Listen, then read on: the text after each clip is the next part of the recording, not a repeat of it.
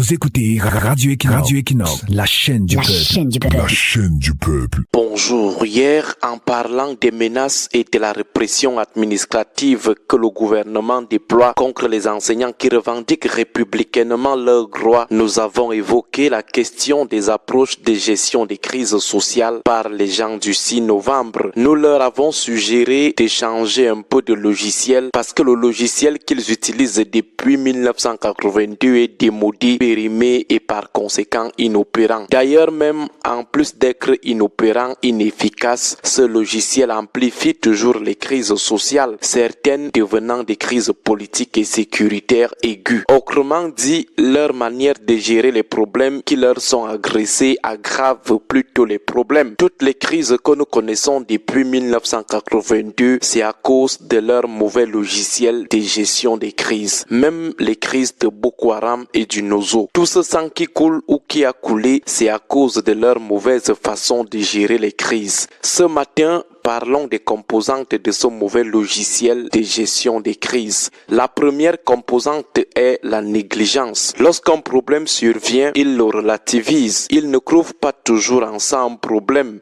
Leur tête est ailleurs. Cette négligence est souvent la conséquence de leur politique de l'autruche. Ils ferment délibérément les yeux pour ne pas voir la réalité. La deuxième composante est l'autisme. Même lorsque la cote d'alerte atteint les proportions élevées, ils restent sourds et muets. Ils ferment complètement leurs oreilles, pourtant la gravité de la situation n'est plus à démontrer. Même si le sang coule déjà, le feu brûle à grande flamme, les morts en grande quantité, ils ferment leurs oreilles et cadenassent leur bouche. C'est l'omerta. L'espoir est de voir la crise mourir de sa propre mort. Ils comptent sur l'usure du temps. La troisième composante de ce mauvais logiciel de gestion des crises est le déni de réalité. Acculé, le régime sort finalement de son autisme, de son mutisme, non pas pour attaquer le problème, mais pour dire que ce que les lanceurs d'alerte disent est faux, que la situation est plutôt stable, qu'il n'y a aucun problème de ce genre, que ce sont des racontages, des bobards, des barres que les gens racontent, qu'il n'y a aucun problème. La quatrième composante est la bouc émissérisation. Lorsque le régime se sent de plus en plus acculé, il cherche des boucs émissaires, des gens sur qui il va poser le problème, les présenter à l'opinion comme les auteurs du problème. Il essaie de politiser la chose. Il parle alors d'apprentis sorciers, de pourfendeurs de la paix, des gens tapis dans l'ombre pour déstabiliser le Cameroun. Il parle de complotisme. Tout ceci parce qu'il ne veut pas résoudre le problème. Il crie au complot. La cinquième composante de ce mauvais logiciel de gestion des crises est l'intimidation. Le régime déploie la menace pour étouffer, tuer le problème en s'attaquant frontalement à ceux qui l'opposent. Parfois, il menace ceux qui osent seulement parler de ce problème. Il pond les communiqués, active ses réseaux de presse à gage pour diffuser la terreur. Il déploie les services de renseignement, les forces de maintien de l'ordre et la justice pour faire peur à ceux qui portent le problème. Ça arrive souvent au stade de menaces de mort. Dès que l'ordre de 82 sent que ça ne marche pas, que les porteurs du problème ne reculent pas, il engage la sixième composante de son mauvais logiciel de gestion des crises, à savoir la corruption. Par derrière, il cherche à casser le mouvement, à le démanteler. Les mallettes d'argent sont mises à contribution. Les billets de banque sont mis en circulation pour acheter certains meneurs, acheter certains médias. Il propose à certains des promotions, des belles carrières et des bons exils politiques. La septième composante de ce mauvais logiciel est la négociation de dupes, la négociation de parade, la négociation cosmétique, la négociation frelatée, la négociation du fait accompli. En effet, s'étant rendu compte que leur petit malin ne passe pas, les gens du 6 novembre commencent à faire semblant d'être humbles. Ils font comme s'ils aimaient la paix. Ils engagent des dialogues, des tripartites,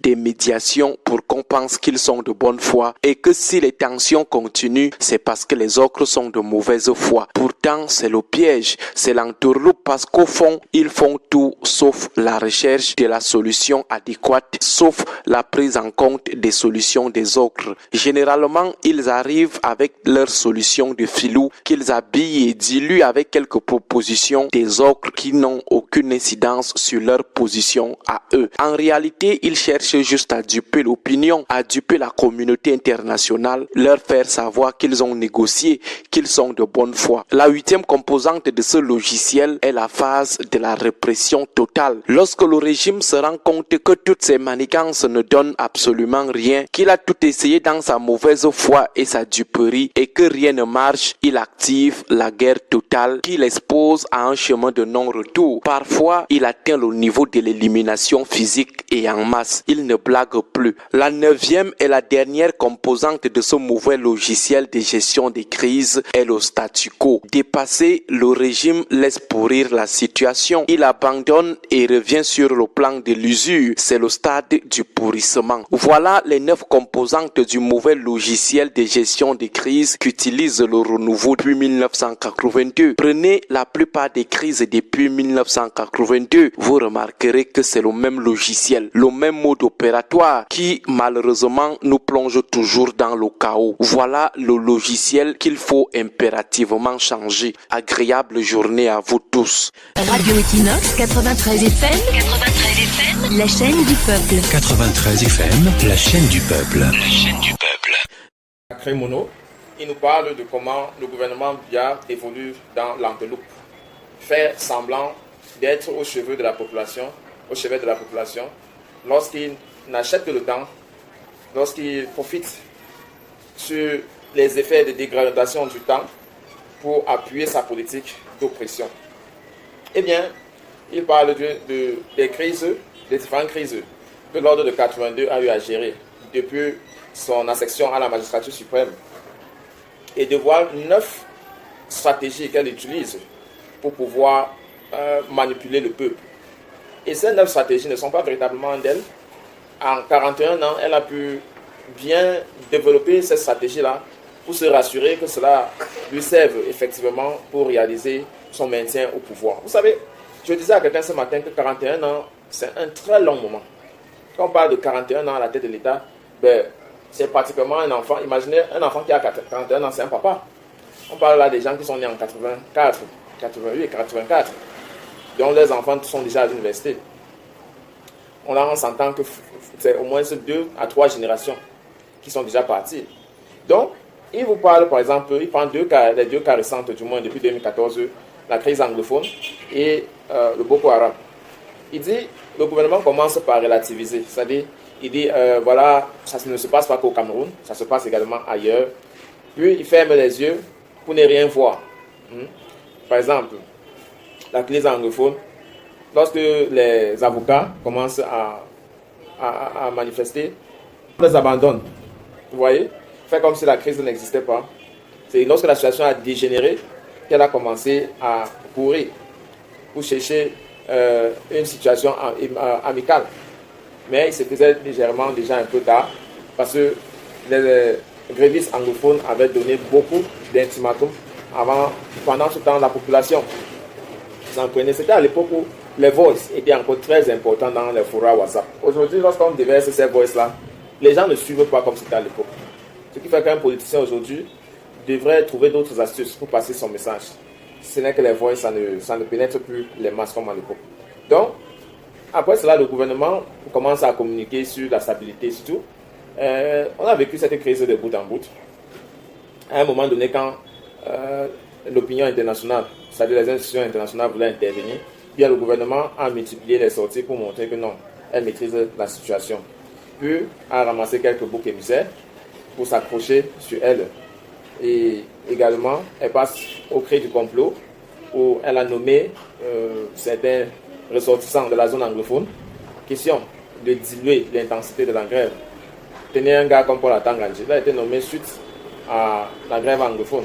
Avant Paul Atangandji, il n'avait jamais eu un anglophone en si haut lieu, ministre de l'AT. Pareil pour Nalova, elle est arrivée au ministère de l'Éducation secondaire après l'université de Boya où elle était recteur. Donc, voilà les manœuvres de l'ordre de 82. Puis elle passe aux menaces. Elle a créé des différents centres, puis commencer à menacer, arrêter les gars comme les Ayoub Tabé, mettre en prison. Et puis pondre les communications dans le sens de leur appeler les terroristes, les ceci, cela, tous les actes qu'ils ont posés par la suite. Et aujourd'hui, il y a cet aspect de corruption par derrière où on a cherché à diluer la crise de toutes les façons. Vous voyez, un jour comme le 1er octobre, il y a des différents groupes qui se lèvent ici et là pour dire qu'ils sont des groupes de la paix nationale, citoyenne, ceci, cela. Ce sont des petites gesticulations du gouvernement Biya. Elle utilise tout cela pour duper ceux qui sont encore naïfs, les dogmes qui sont enfermés dans les églises ici et là et les mosquées. Puis, la répression totale. Ce qu'on vit maintenant dans la zone anglophone, je pense que c'est pratiquement cette étape-là où le peu de poches de résistance qui existent encore, eh bien, on les passe sur les faits à repasser, on les soumet face à leur destin. Bon, je vous ai montré la voie que je pense qu'elle est salutaire si vous résistez. Puis, élimination des individus et collectifs. Le cas des Hébécois à Manfi est légion. On parle de plus d'une vingtaine, pratiquement trentaine de morts qui sont arrachés à la vie alors qu'ils sont en train de dormir dans la nuit. Et puis, on va laisser décomposer la situation. Donc, une chose est de connaître, une autre est d'enseigner aux autres et de partager. Parce que dans l'éveil collectif, on ne fait pas des présomptions que non, puisque je connais, tout le monde connaît, non. On ne fait pas ça. Tant que tu as l'information, passe à l'autre. Parce que c'est la sensibilisation qui va faire en sorte que des gens vont prendre des mesures pour qu'on puisse se sauver collectivement. 41 ans, c'est un long moment. Nous devons vraiment prendre cela au sérieux. À très bientôt.